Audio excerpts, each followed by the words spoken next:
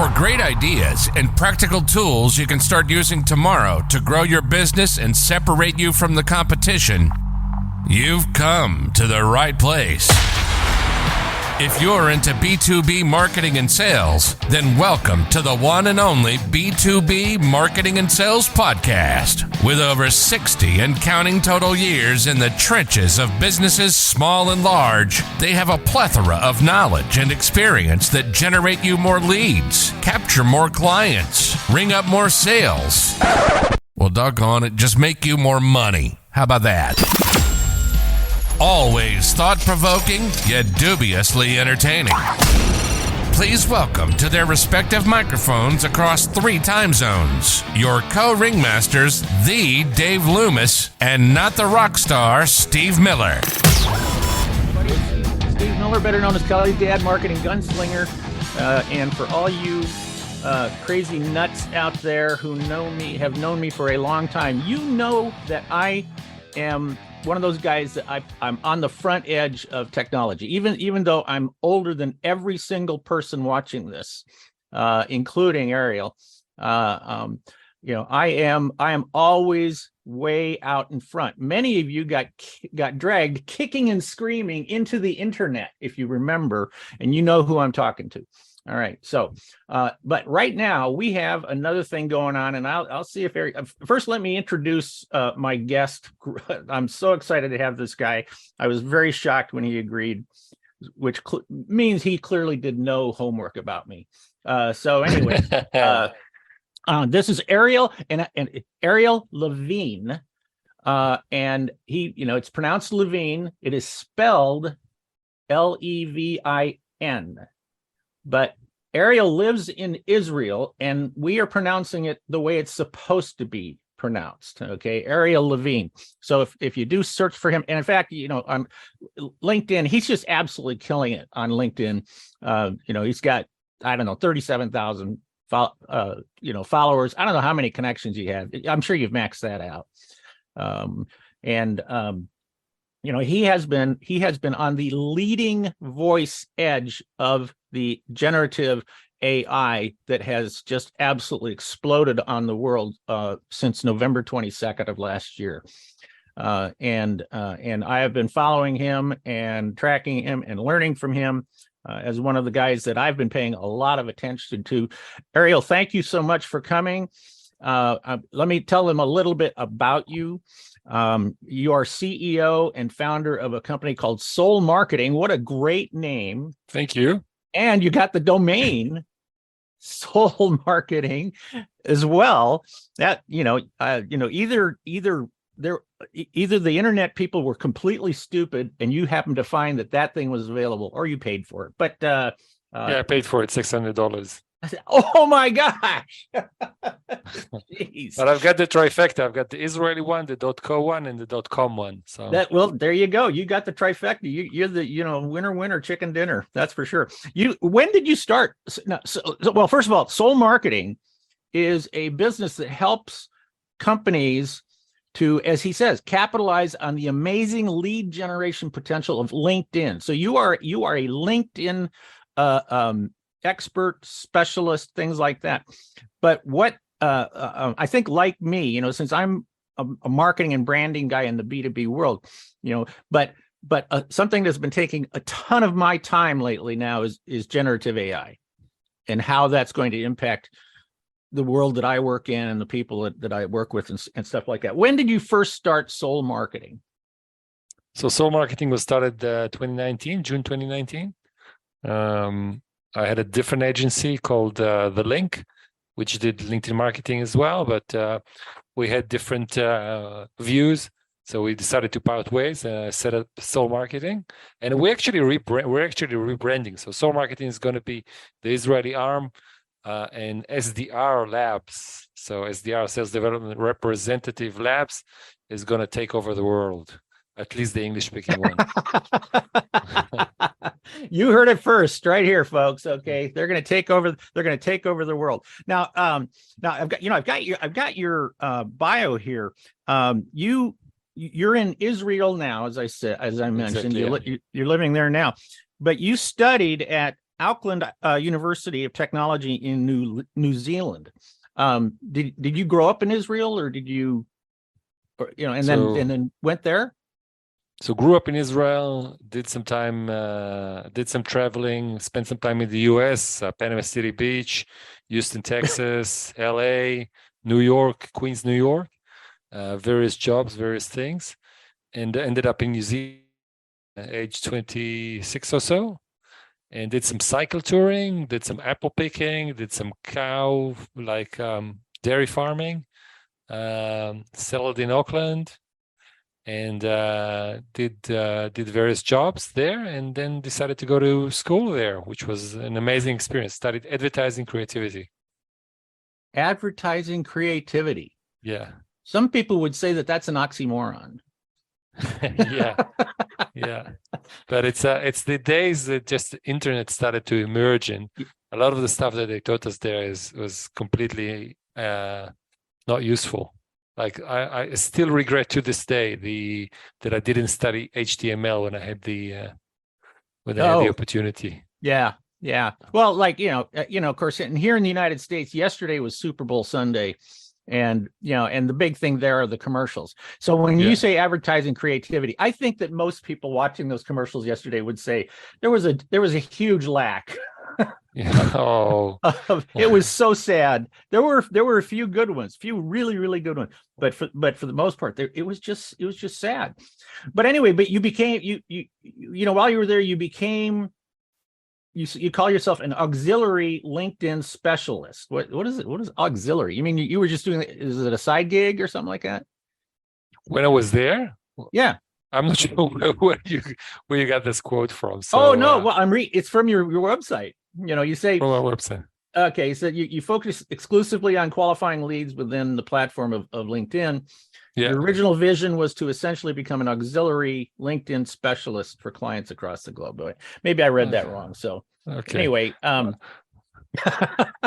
trying to. So I'm not sure about that, but it's probably my copywriter read it and it slipped me.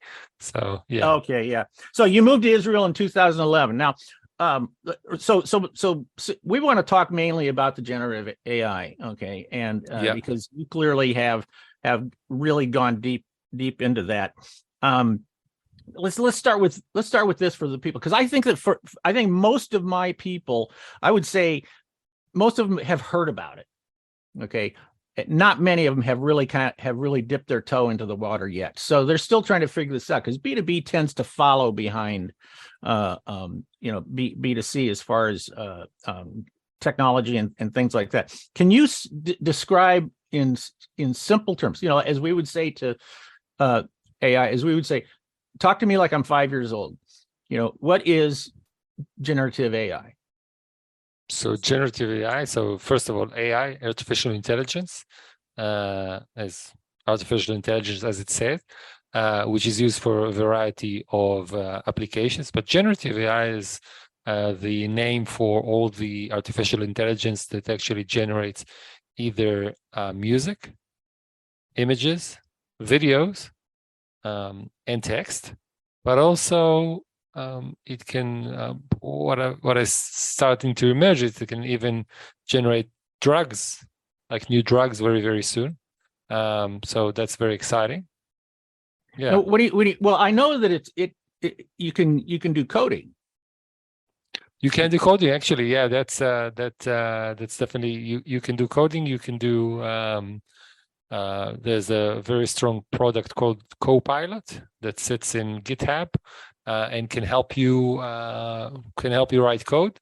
It can even help you do various other tasks. For example, it can create an Excel file for your Excel table more so. So it can generate many things. I'm still learning and exploring. Yesterday I was working on a carousel. So how I get famous is publish carousels on LinkedIn. Yeah, carousels, like essentially glorified PPT presentations that I save as PDF files and publish on LinkedIn. I just published one today. Yeah, I saw it. Yeah, prompts, right? Yeah, it's basically I packed everything that I published so far pretty much and into one presentation. So it's old stuff really, but it's new for many people. Well, okay, yeah. No, go ahead and finish. I don't want to interrupt you. I know it's fine. So I was researching, and you can go so deep into the rabbit hole over there. It's pretty amazing. I was creating a whole B2B scenario of outreach campaigns and how to generate emails using ChatGPT and how to validate them using a code that ChatGPT wrote.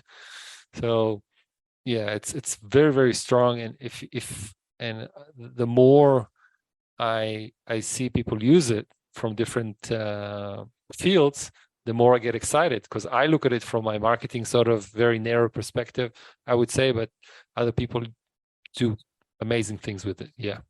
Yeah, I think that's the thing that I'm really curious about, because I look at it from mainly the text side, right? Yeah. And I haven't even attempted the coding HTML side yet, although I certainly will, because I am familiar with HTML. But I'm but in the simplest way, helping my B2B clients, who are primarily smaller companies, and a lot of these people, they don't have big marketing departments or anything like that. So when I see something like ChatGPT come along, and now all of its siblings, that are using its API, it's like, okay, hey, this is an opportunity for these people to get way better at marketing to their audiences with less time, spending less time, or actually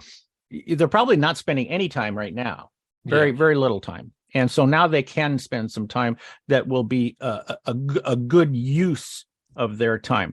Now, I mean, I'm fascinated by when you say start doing pharmaceuticals, but that's I'm going to have to make that a different discussion. So, so B2B. You just got done saying, and that's really helpful. From a B2B perspective, do you see any what would you see would be the areas of generative AI that you see as really where the advantages are for B2B, or where they should go, what directions they should go? Okay, so content generation is huge. Anyone can now create as much content as they want, optimized for certain keywords.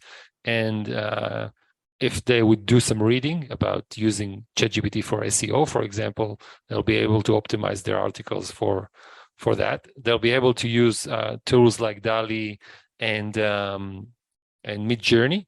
Midjourney is both image generation programs to generate images and even product images. So people can create a lot of content right now. They can create, they can from one prompt, they can generate an article, a tweet to promote that article, a LinkedIn post to promote that article, a Facebook post, an image to go with that. So because Google is still very strong, search engine optimization is very, very important. And also, so using ChatGPT to create a big body of content is one big use that I would definitely. So for those of you that don't know, when he and I have both kind of bandied the word ChatGPT around, ChatGPT is a creation of a company called OpenAI, and this is where my mind just went boom like this, right? Was that ChatGPT was originally introduced to the world on November 22nd, 2022. So it like 80 days ago or 82 days ago or something like that. And today, projections say that it's got over 100 million subscribers. And so if you just do, Google ChatGPT, you can find it very easily. You can sign up for free and play with it for a while. The downside of the free version, because of the sheer size of the number of people trying to use it, it crashes a lot. Yeah. And so like even last week, I was doing a demonstration for a group of my clients, And I was also kind of comparing ChatGPT with Jasper, and ChatGPT crashed immediately, right in the beginning of our presentation. And it didn't come back up for a couple hours or something like that. Wow. Now they got the paid version, but okay, you were going to say something. No, I was just the only thing I can say about that is when I do ChatGPT presentations, I usually prepare my content. So I pre-generate the content so it doesn't crash and I disappoint people. Yeah. Well, but yeah. with the new paid version, didn't happen yet. So it's pretty robust. Yeah, no, and like I said to you, I said I just got the paid version this morning, and it finally came, and I got the announcement saying, okay, you can go get it now. And the paid version is $20 a month, which is cheap. Is nothing. But so ChatGPT is this tool that you go in. Now you use the magic word prompts, and prompts is the superpower of the person who is accessing this stuff. Tell them what is a prompt, because when you go into ChatGPT, it's basically you're entering, just like you would on Google. Okay, you're gonna on Google you enter search phrase or search words or something like that, but it's different with this. You are entering what is called a prompt. Can you explain to them what a prompt is? Sure. A prompt is an instruction or a set of instructions that are designed to get ChatGPT to produce the exact result of what we need it to do. So what we do is we ask it to assume a specific personality. So it doesn't have a generic personality. It can have a UI UX personality, or you can say act as an Excel sheet, act as a marketer, act as a B2B marketer, and produce the following results for me. So you, for example, let's take this podcast for an example. As an example, I would say I'm going to be hosted by Steve Miller at his podcast. Can you please create and I can feed it some information about your podcast and about you, and I can say I want an email newsletter for my followers about it. I want a LinkedIn post about it and a Facebook post about it, and it will spit out everything for me, and then I can work with it. If it's, I can say add humor, be more humorous about it, write it in an unconventional way, write it as if Seneca would write it, or some other writer. I can also pre-train it, and I can give it some text by a famous copywriter, and I can say, write it in this sort of style. If it's somebody that is well known, then it is highly likely that he or she have been part of the data set that ChatGPT has been trained on. So I can just say, write it in the style of such and such person, and it will know without me having to train it. And these things happen. I mean, all this content could have been created in the time of my last 10 sentences. While you were talking, the content has been created in multiple ways. Like last week when I was demonstrating, I was, I first asked it to tell me a bedtime story.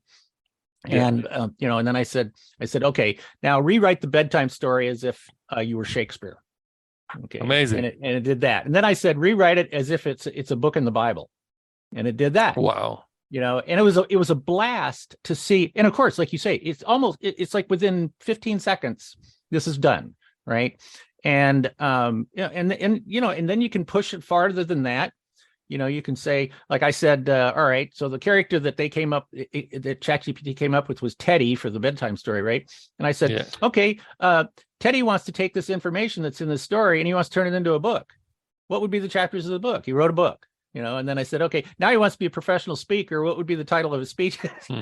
So I started to turn it into business, and they could see how quickly things can be used. Like you say, we can use it in LinkedIn, we can use it in Facebook, we can use it in Twitter, blogs, we can write ebooks, we can do all this stuff. Now, when it does this, and you made a very simple state. You said, and then you can do something with that, or so is what you said. When it produces this information, this copy, and then you can do something with that. Well, what's wrong with just using it?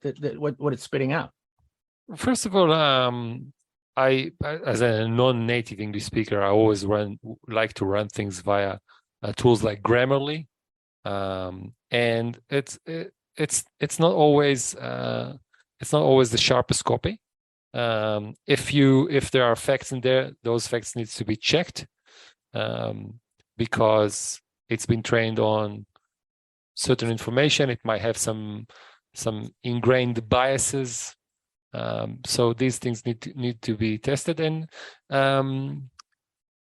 just make sure that it suits my own style and what I want to achieve, and my own words. And sometimes it can be too salesy, sometimes it can be not funny or too boring. So I mostly like to use it for ideation, and for just to create the structure very quickly. So then I can fill in the blanks, delete this, add that. But it takes me 60 to 70 to 80 even % closer to my goal with content creation. Yeah, and that's what I think is really, really important. I've been trying to really stress to my my BFFs the importance of not getting lazy. Because companies. I think you'll agree with this. Companies tend to be lazy, and like with marketing, for example, what they'll do is they'll look at what a competitor is doing, and then they kind of copy what the competitor is doing. They just might change the words to have their names and stuff like that. And that's that. There's a strategic orthodoxy that reigns throughout every industry, where everybody looks at the big guys and they kind of copy the big guys. And what I teach people when I, my thing is, you want to be doing the other stuff. You don't want to do what they're doing. You want to do the other stuff. And what I think is going to happen with generative AI is that it's going to make people lazy, especially marketers, because they're going to go ask it to do something, like you say, write a blog post, write a, Facebook, and they're just going to use it. They're just going to use what it spits out. And after a while, again, they're all going to look alike. They're all going to act alike. They're all going to sound alike. They're all going to read alike. So it's really important, don't you think, that this, like you say, this is a starting point that you then take over, and you edit it and massage it so that it sounds like you, sounds like your company, your branding voice. The type of verbiage that you would use, things like that. How do you feel about that? Well, I feel that, first of all, what you're saying is absolutely right, but this is still V1. I mean, the next versions that we're going to see are going to be, there's going to be content that is going to be personalized to our specific needs on an individual level. So soon enough, information that has been collected about us, or information that we're going to give voluntarily, is going to help marketers. So what we're going to see, and the messages that we're going to see, are going to be 100% personalized to our preference. So that's going to be, I don't know if it's V2 or V10 of this, but it's going to be amazing and very hard to resist as well. Yeah. Yeah, but for really, now, don't do it as it is, because it's just not 100%. I mean, the only thing that I could use as is images from Midjourney, and that's all after quite a bit of trial and error as well. Yeah, that's one thing I have noticed about I haven't used Midjourney yet. I've used DALL-E quite a bit, and I find that I really have to go through a lot of iterations before I start to find something that is workable for me. Now you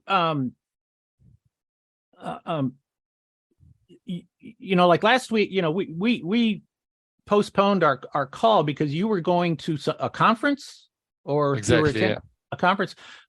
because Two conferences, you're going out there and you're trying to learn as much as you can about this. Because like I've told people, hey, it's only 80 days old. There are no experts, right? There are people who know more at this point, but how at one point do you finally decide that somebody's an expert? So clearly you are doing everything you can to learn as much as possible about this. What are some of the exciting stuff? What are innovative projects that you've either seen or you've heard about at the conferences, or you've just kind of seen out on your own? Anything really interesting that pops up? The interesting things are around music, I think, because these are the things that I haven't tried yet. Also, I mean, ChatGPT 3 is very exciting. I mean, that's an exciting thing. It excites. What is that? What is that? So it's ChatGPT, the thing that we're talking about. Yeah. Oh, 3. Oh, so, you said 3, ChatGPT 3. So it's just ChatGPT, for short. Exactly. Okay, I thought you meant there's a new version out. No, there's not a new version out. But there's probably going to be one out very, very soon. The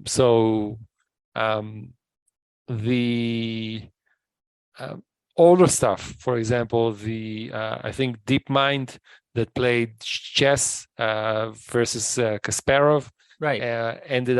Kasparov ended up saying that a lot of the stuff that he taught for years, he said, I came to find out that they were absolute crap.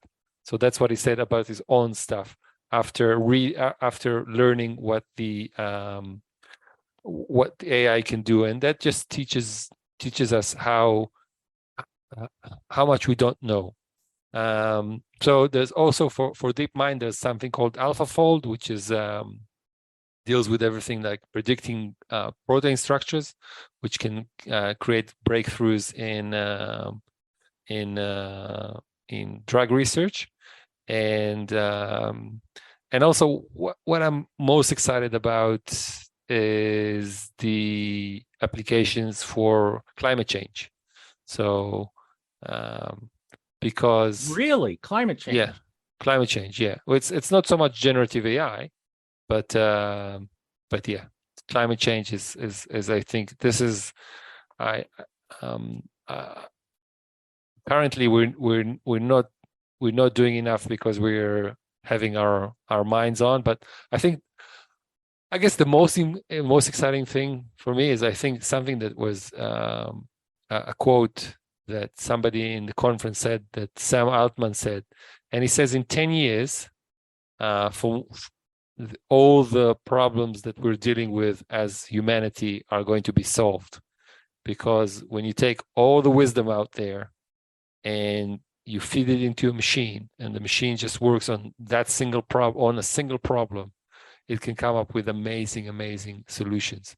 And we all know there's global warming, there's disease, there's other big issues that we're dealing with, and I'm very, very optimistic about our chances to solve these.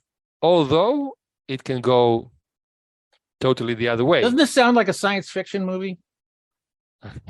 Well, I mean, we're living in a science fiction movie. We are living. These are crazy times. Things are changing very rapidly. Yeah, and, really. I mean, there's the opportunity. I mean, the creativity and the speed of things is amazing, and everybody's like, "What's going to happen tomorrow?" Yeah, I think I've told everybody. I'm telling everybody, and most people actually they just don't believe me. I say this is a sea change. This might be bigger than the internet, and and finally, Bill Gates said that the other day. Did he say it? Okay. He said this is going to be bigger than the internet. He said this is going to change everything. Now, because what you just said. Well, it changed. I mean, who would consider? I mean, everybody was using Google, and now people are using ChatGPT, and they're using Bing with ChatGPT. But Bing now is going to be Bing is starting to use ChatGPT. Microsoft is cool again. Yeah, they're putting all the money in. in the conference, somebody asked them, and they said, "How does it feel to be the cool kid on the block Again? after years and years and years?" So it was. I think I think it would be very hard for a lot of us to ever think of Microsoft as the cool kid on the block, but who knows?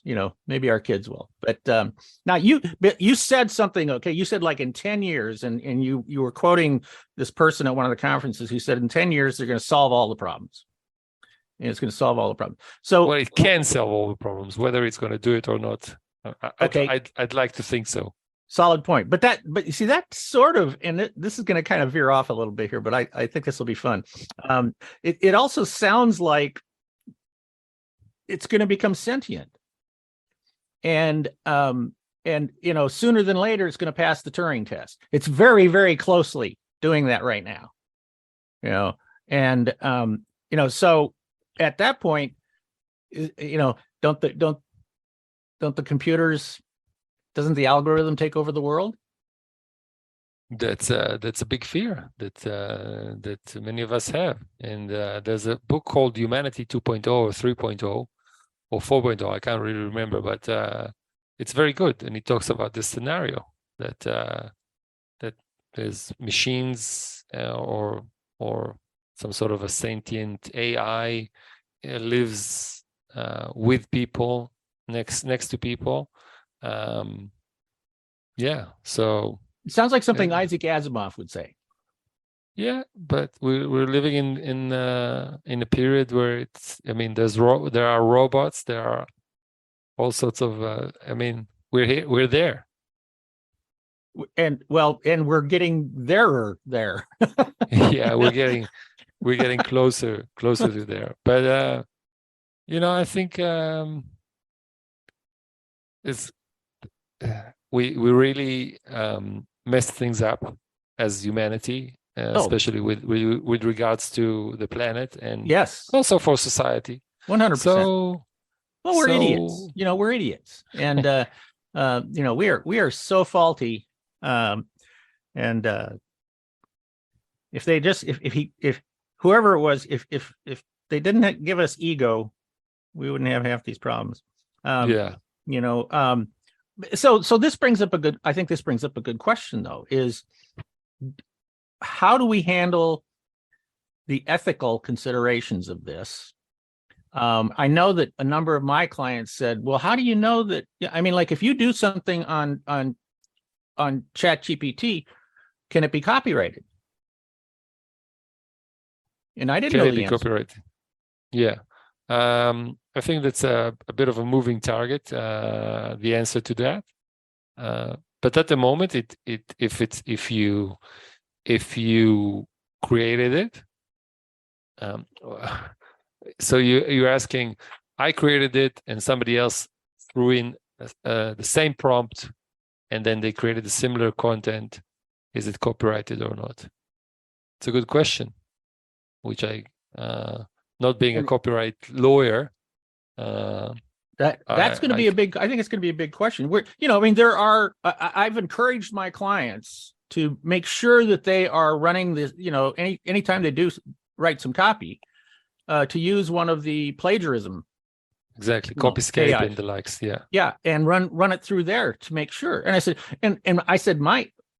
I'm not a lawyer. I'm not a copyright guy. I said, but I am an author.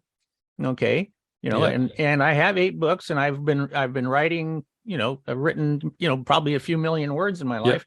And I think that if I write something based on, what ChatGPT gives me, and then I, check it through a plagiarism AI, and it comes back clean, I can own that copyright. That's kind of how I look at it. Right now, nobody else is gonna.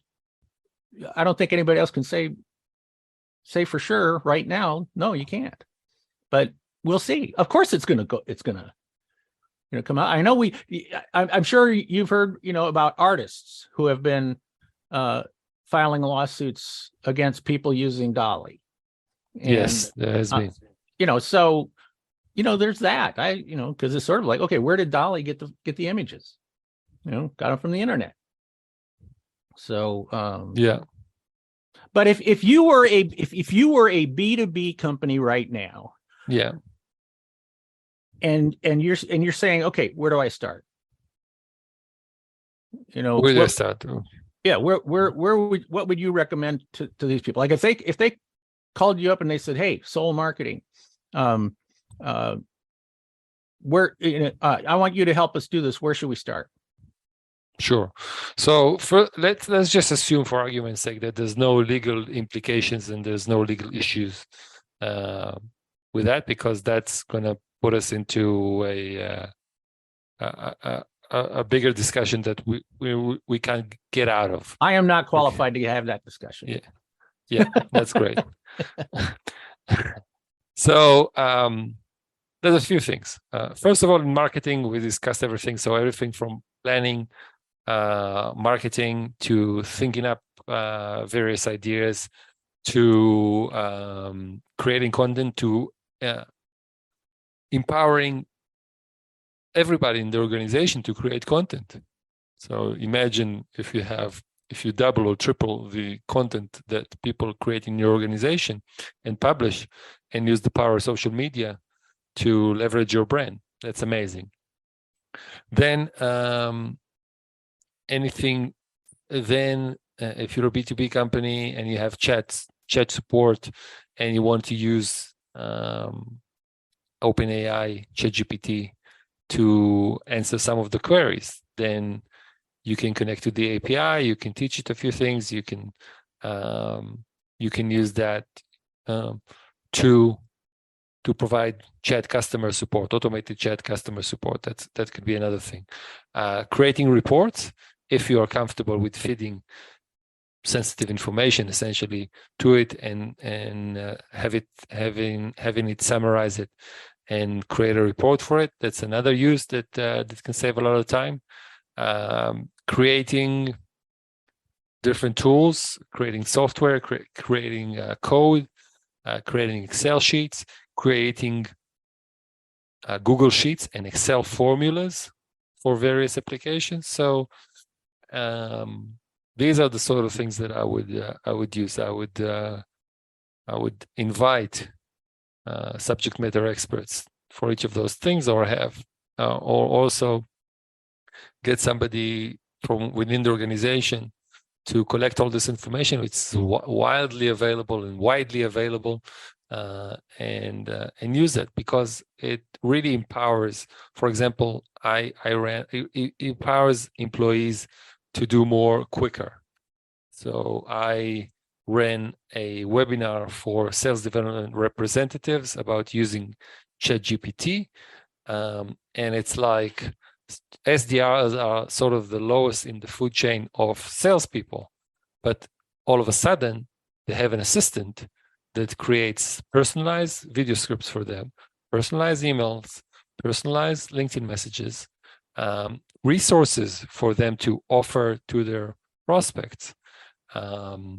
It can write NDAs, it can write pre-proposals, it can take your meeting notes and summarize them into a CRM note or an email.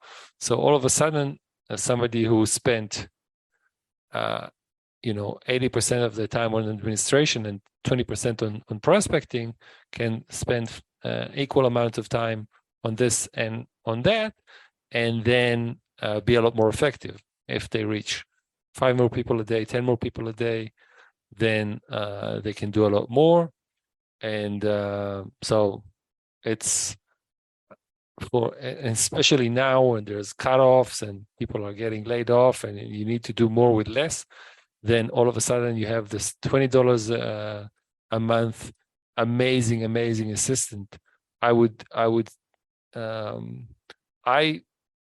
don't think a few hours pass during my working day that I don't use ChatGPT. This morning, I had a client come to us for to create a LinkedIn automation sequence. So it was a flooring and tile company in Brooklyn and New York, and we just created their LinkedIn about using ChatGPT, their company about ChatGPT, and 5 or so messages based on some input of text. So something that would have taken me half an hour took me 5 minutes.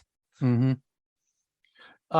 Okay, that makes me think of two things. One is, and I want you to help me remember what the second one. First one is had to do with a question somebody asked me in that program I did last week.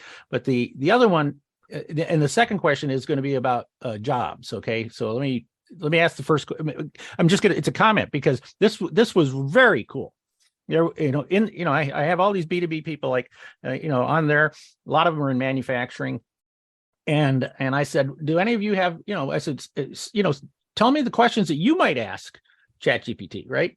And once we got it going again, and somebody said, oh, okay, well, what are the most frequently asked questions for people who are using, and it was some kind of heat pump, all right, that they manufacture, right? And so I put the exact question that they asked. That's all I put in. Yeah. All right. And the response comes back, and ChatGPT often starts a response by saying, well, I am not qualified to understand, problems or something like that. However, here are 10 areas that people might have a question about. Yeah. Right. And it was 10 questions and the answer to the questions for people having that exact product. And it was the perfect FAQ list. I mean, the person who asked the question was floored because all we did was ask the question. All right. We gave it no background. We didn't tell them anything about the product or anything like that. And it was the perfect response. Amazing. So that's something, like you say, you could use a chatbot. And instead of the chatbot, I say that like today, the chatbots are programmed to answer specific questions. Okay. Mm-hmm. If you ask another question, it can't, something that's outside of its list of questions, it can't answer you. Okay. But with AI, it will be able to go out and get a lot more information like that. Correct? A lot more. Exactly. Yeah. So, all right. So you said, you talk about people at work, and you made a comment like you have somebody who is responsible for handling this stuff in your company. All right. Well, this kind of takes us back to the day of social media coming out. Mm-hmm. That no company's had anybody specializing in social media, and idiots like you and I who are consulting to these people are saying, you need to hire somebody to do this. And they're going, are you kidding me? Why would I hire somebody to do this? Mm-hmm. And now a lot of companies have social media specialists. Well, now we're saying, oh, you're going to need to have a generative AI specialist in your company. Now, I'm okay with saying that to people, but then the question is, okay, whose job are they eliminating? Whose jobs are they eliminating? I don't think anybody's job is being eliminated. Let me tell you that since I started doing this, I hired somebody we're running a cohort on Thursday, so shameless plug. We're going to teach people how to use ChatGPT. And tell me what the link is. It's a little bit complicated. So if somebody's I'll send it to you. You can put it in the notes. Or can you put it in the chat? I can put it in the chat. Yeah. Why don't you put it in the chat right now, and I'll make sure I put it down for you. So what I was trying to say is that so since I've started using it, this is what happened. I hired a graphic designer, not full time, but they've earned quite a bit by working with me to create my carousels. We have a Slack community as well. It's a free Slack community. So we have a moderator. I'm on that. We have a moderator on there who's getting paid as well. No, Ruben is my partner over there, but there's a moderator there. Yeah, I'm on that Slack. Called Wasai. So I hired another person to do that. I hired somebody to create the Thinkific course as well, and I also hired a new graphic designer to handle other work for that. So, I mean, for now, Okay. it's making jobs. It's not taking It's making job. it's making jobs for you. Yeah. But For me to be the lead generative AI in my company and still run the business, I need to hire other people, and also I'm hiring a full-time assistant, SDR as well. So there's lots to be done. Yeah. Yeah. Okay. Yeah. And those are very, very valid points. I can also point out that a number of people that have been in my BFFs are professional copywriters, and at least two of them have lost clients already to ChatGPT. To ChatGPT. Okay. Yeah. Because the companies said to them, they said, we can use ChatGPT to do exactly what you're doing for us. And now of course, I had a response that was more like, well, okay, and trying to be as gentle as possible with these people. Yeah. Is I was saying, okay, first of all, if your stuff was truly copyable, easy to copy, easy to produce, then you were not doing the job you were supposed to be doing. Okay, because as a copywriter, you are supposed to be the voice of that company. You are walking and talking the brand. Yeah. And that should be unique to your job. And ChatGPT should not be able to do that. Yeah. Yet. Okay. So, and I think that's what's happened, is that there have been a number of people kind of, and copywriters seem to be the one area that seem to be getting the most heat right now. I'm involved in a big, long discussion with a group of professional copywriters on Facebook right now, in a private Facebook group. And, and they're basically saying, oh, no, we're good at this. We will never be replaced. Yeah. And I'm going, the last thing you want, and this was a lesson. My father was a co-inventor of the 8-track tape player. And the 8-track tape player got killed by the cassette. All right. Yeah. And my dad insisted that they could make a better 8-track and people would stick with that. Right. And the lesson that I learned watching that happen to him was, the last thing you want to be is very, very good at something nobody wants to pay for. Yeah. And this right now to me is such a sea change, because it is going to just, it's going to take people who are not ready to change, not ready to learn, and it's going to push them aside. Yeah. Whereby they can, they can master ChatGPT, they can take it with them, they can do other things with them, they can create content in bulk, create cheaper content, quicker content, play with it. You gotta know the enemy, and to know the enemy, it's gonna cost you $20 or $59 if you're using Jasper, and see how you can use it. That's right. We were using generative AI last year, using Jasper for content ideation for our clients. So, the moment it became available, we wanted to use it, because it saves us time and gives us more ideas. And so. Okay. You're a busy guy, and I could be, pulling stuff out of you for the next couple of hours, but I'm not going to do that because, and also it's nighttime for you. What question did I not ask you that you would love to tell these people? Now, I want to make sure that they understand that, right now, even though you're changing, right now, you can be accessed through Soul Marketing, SOUL, okay, soulmarketing.com here in the US, .co. No, just .com is fine. .co I don't think is active. Okay. We might have something on it. Yeah. Okay. All right. So .com right now. So if people want to reach you, they can reach you that way. They can follow you on LinkedIn, .com/Ariel Levin, Levin. Okay. Just remember that. Okay. And he puts up these great carousels, you know, and like he said, he has a new one up today that is all about writing prompts.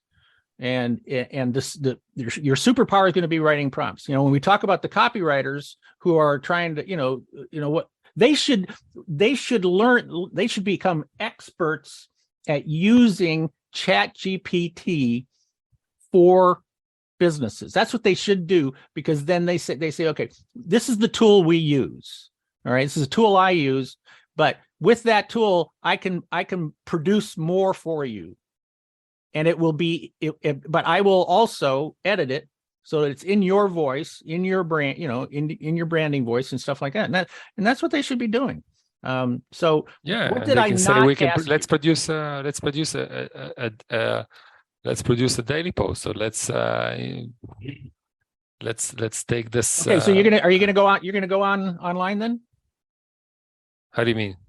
I mean, are you gonna right now? I can. Yeah. Well, it's up to you if you want. Or you could just go ahead and just keep talking. Oh, okay. No, happy to keep talking. I mean, unless there's a specific example that you want me to show. No, but you started to say something. You started to say, well, let's produce. You said, well, let's No, produce. I said, if I was a copywriter right now, I would say to my clients, I would say, okay, I mean, ChatGPT is out there. We used to produce 1 article a week for you. Now we're going to produce 5 articles a week for you.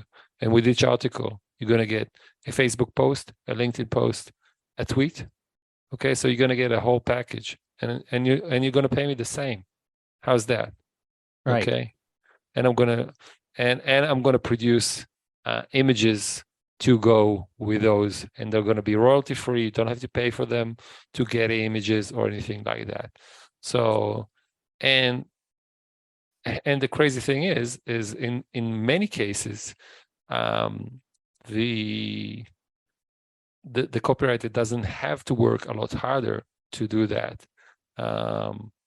Maybe they just need to do some editing and things like that, so they can have, yeah. So that's what I would do.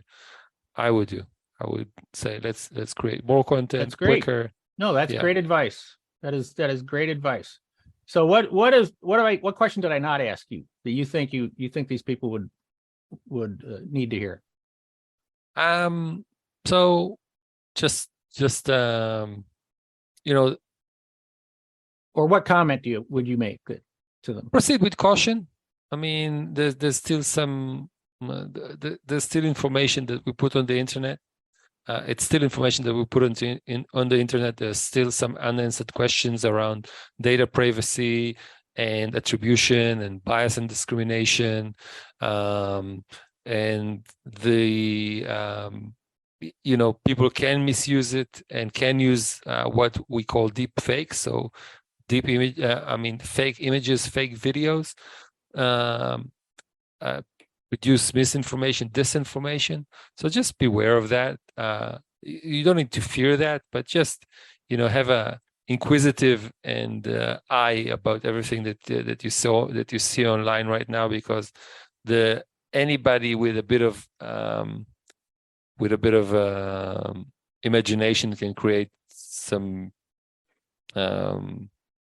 pretty believable identities and other things as well today. So that's what I would say. I would say just know that there are some risks out there. Go out and if you haven't used ChatGPT, if you haven't played with it, you can go from zero to hero quite quickly. You can join our cohort. There's lots of videos out there.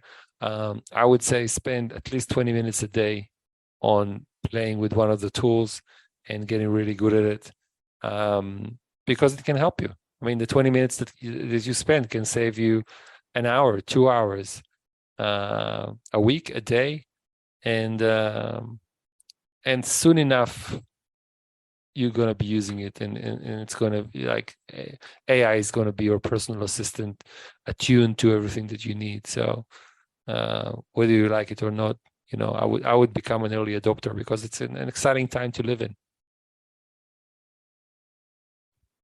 Mr. Ariel Levin. in Israel. Thank you so much, CEO, founder of Soul Marketing and SDR Labs. Right? I know that you're busy because you're getting ready for a board meeting. You're in your boardroom right now, waiting for the people to come in. And I love that. I really appreciate talking with you today, and look forward to staying connected and following you more on LinkedIn. I notice you don't do as much on Twitter, but because a lot of the guys seem to be doing both. And but I like the idea of picking one. And so appreciate you very, very much. And I will definitely get this out. I know you said your cohort is coming up pretty quick. Yeah, coming out on Thursday. Okay, so I will definitely get this out to my BFFs with a link to that cohort. So if they want to learn how to do this, they can jump on board. Okay. Thank you again. I really appreciate you. So absolutely. See ya. Cheers. Bye-bye. Thank you for listening to another episode of the one and only B2B Marketing and Sales Podcast, the source for B2B marketing and sales insight. If you enjoyed the podcast, please be sure to subscribe and leave these old guys a 5-star rating. Check the show notes for any links and contact information. You can always contact us by going to b2bmarketingsalespodcast.com. Thank you, and keep on marketing, keep on selling.